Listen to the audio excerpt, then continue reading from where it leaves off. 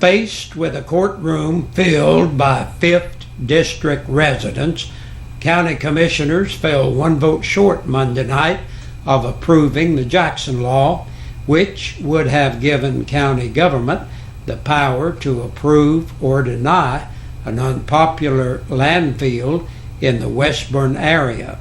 Marie Ayers asked that the law be placed on the agenda, but then told commissioners that the wording of the law was confusing as to what exactly the county's responsibility would be from a technical standpoint.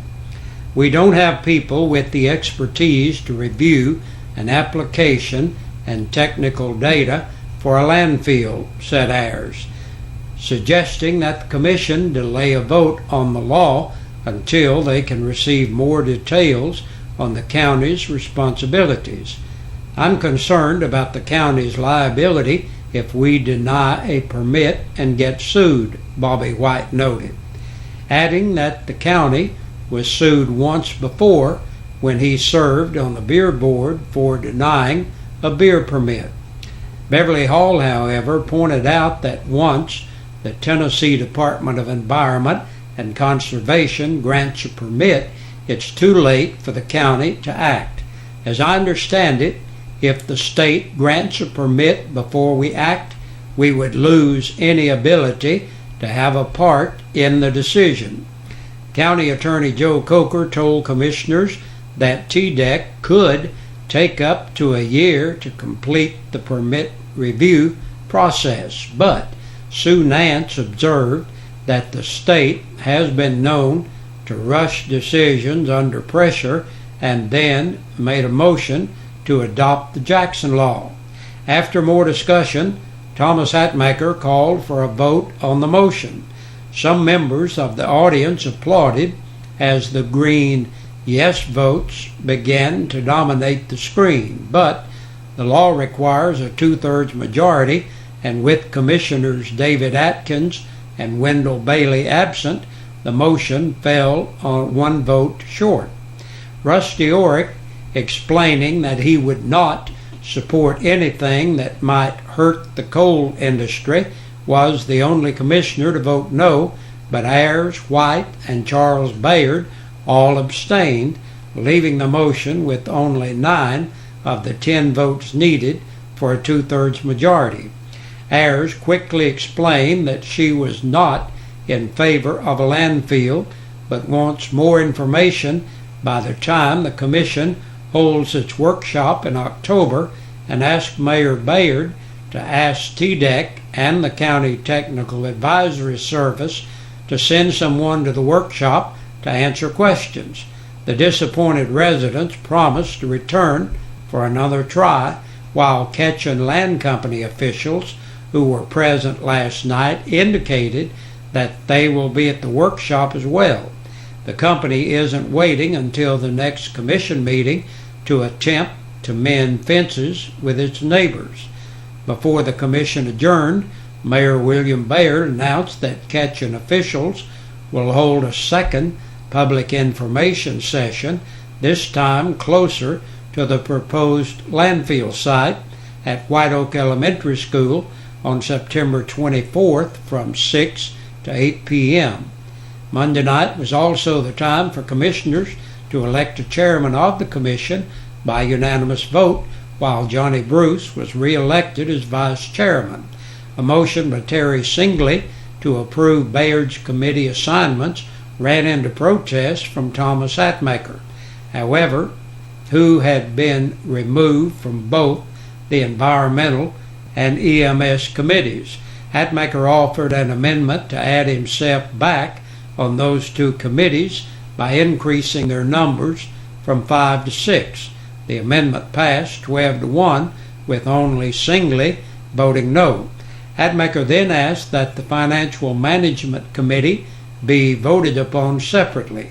Singley moved that the mayor's appointments to the FMS committee be approved without changes, but this motion failed to gain a majority, 7 to 6, with 2 absent. Bob Walden then nominated Hatmaker for the FMS committee, but his nomination failed as well, by a single vote, 7-5, with one abstaining. White, Singley, and David Atkins, all originally nominated by the mayor, were then approved. Nance also nominated Johnny Bruce, who was not on the list provided by the mayor. Bruce was appointed by a vote of 9-3, giving the commission 4 seats on the FMS committee. School Board Chairman Rector Miller was the odd man out, his nomination by Bayard failing to receive a motion or a vote. A Demery man died from a self-inflicted gunshot wound. Chief Deputy Aaron Evans with the Campbell County Sheriff's Department tells WLAF that officers were called to a home on Young Road in the Demery community around 7 o'clock last night. Evans describes the complaint as a domestic dispute involving several family members. It's reported that the 32-year-old man went out on the front porch of his mother's home and shot himself in the head.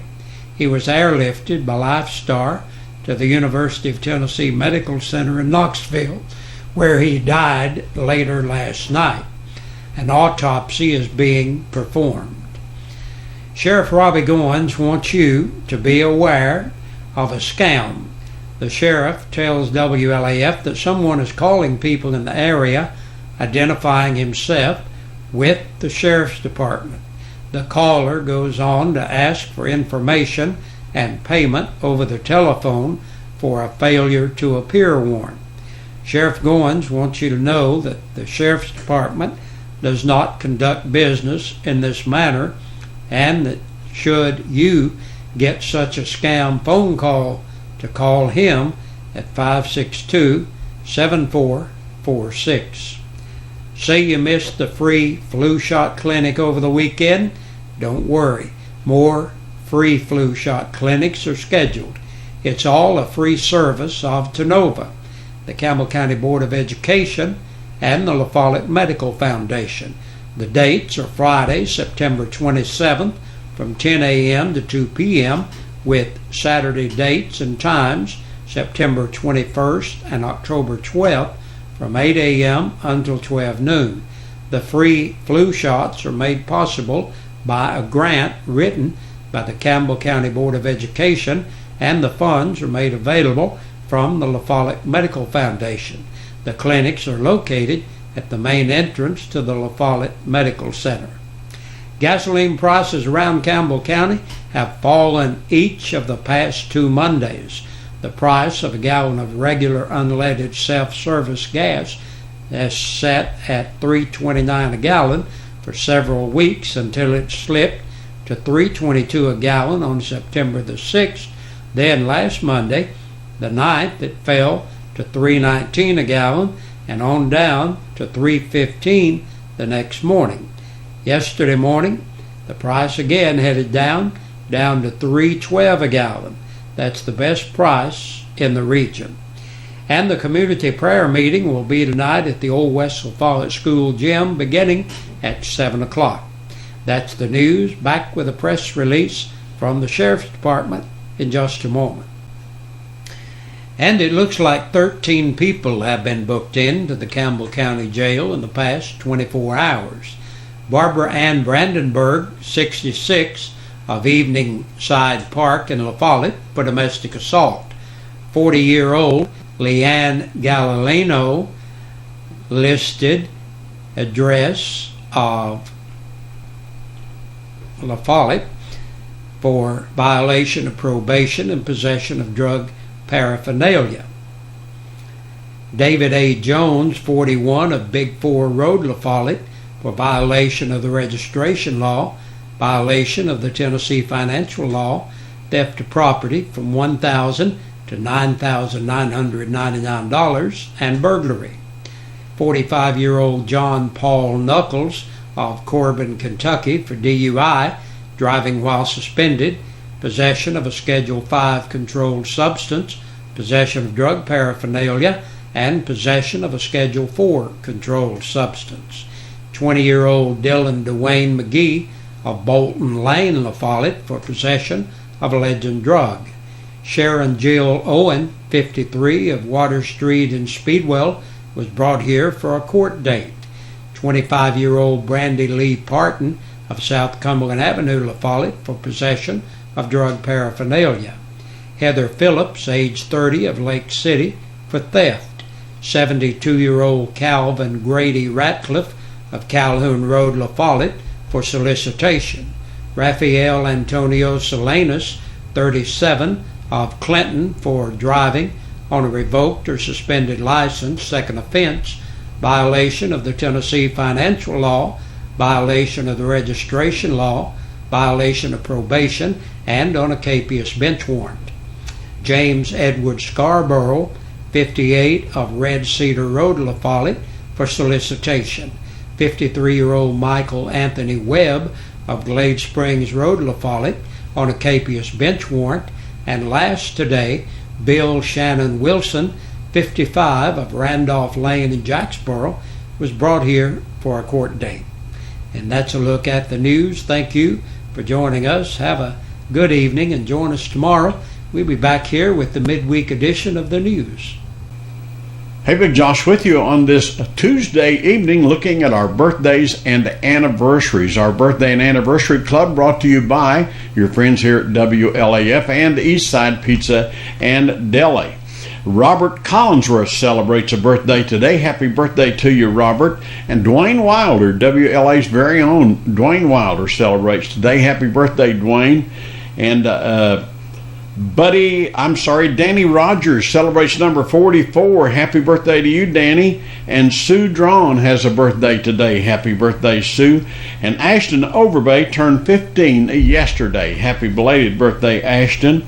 And also Victory Nelson celebrated on Saturday. Happy birthday to you, Victory. Alvin Jones celebrates today. Happy birthday, Alvin.